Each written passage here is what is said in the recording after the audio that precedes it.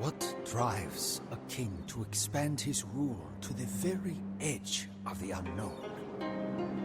Why are his people willing to sacrifice their livelihoods and even their lives for a ruler who sits on an ivory throne? The legends of our ancestors and the greatness they achieved drives us forward. All in Asia have heard of the great Srivijaya Empire, a grand power of the past that ruled all of the Indonesian islands. We dream to one day surpass these legends. In our culture, we hold the Kansil, a tiny mouse deer, the highest among the animals. Foreigners laugh mockingly at our reverence for such a benign creature, but they know nothing of the Kansil's heart.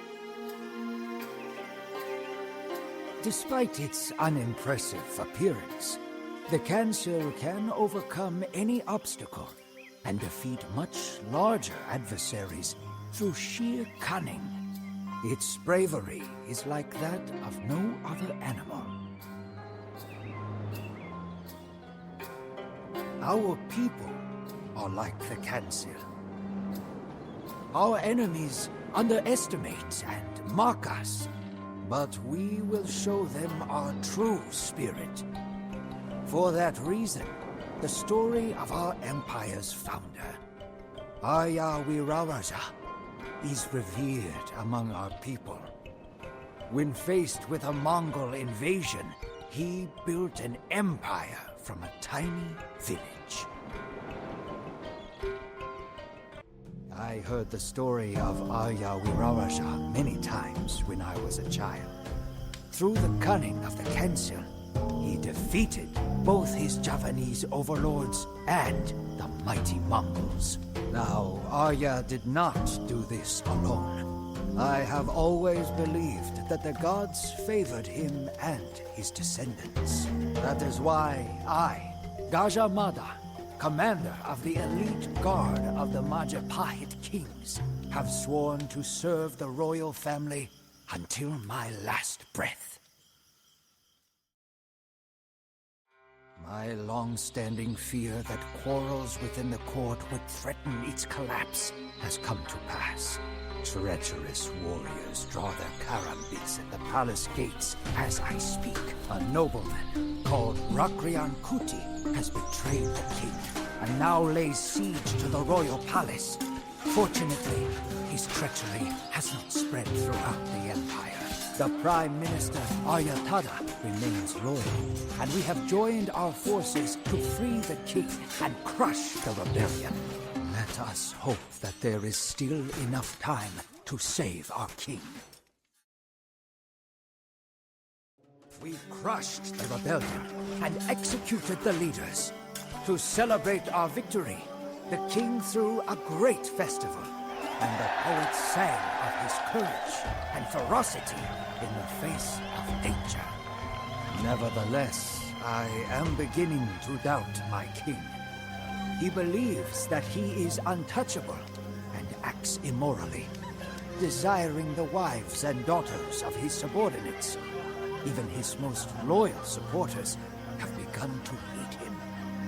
Tribuana, the king's stepsister, has even told me that the king now shows a dubious interest in her.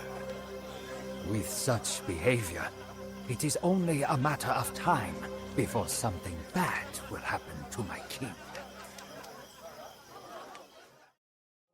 As I feared, our king died this afternoon from an unknown illness. In his stead, Tribuana became Queen Regent. Her first act as queen was to retire the Prime Minister and give his position to me. Without hesitation, I swore an oath in front of everyone. I would not indulge in any pleasures until I had conquered the entire Indonesian archipelago for the glory of the Majapahit. Even my closest friends doubted me, but I proved my worth. One by one, our mighty armies and majestic fleets conquered the surrounding islands. From Bali, the island of the gods, to the old ruins of the Srivijaya Empire, all now answer to the Majapahit Empire, just as I said they would. Time is a cruel mistress as I grow older and older. The queen abdicated so that her son, Hayam Wuruk, could take the throne. This does not affect my ambitions. My work is not complete as long as my oath is not fulfilled. Majapahit's navy will go east, towards the small but rich tropical islands of the archipelago. They are as many as the stars in the sky, but they too will recognize my authority, and that of Majapahit's rightful king, of course. Never before has an empire controlled so much of Indonesia. The Majapahit Empire is truly blessed, and its reputation spreads. Emissaries from China and India come to our capital, bearing gifts in recognition of our power. All that remains is to take the last remaining kingdom on the island of Java. The Sunda kingdom is a thorn in my side, and should not be allowed to exist any longer. My king maintains good relations with Sunda, but I am determined to be rid of them. My oath must be fulfilled. While I was watching the dancers in the royal gardens, a plan came to me that will ensure the downfall of the Sunda. An arranged marriage between my king and one of their princesses will cause the Sunda to lower their guard.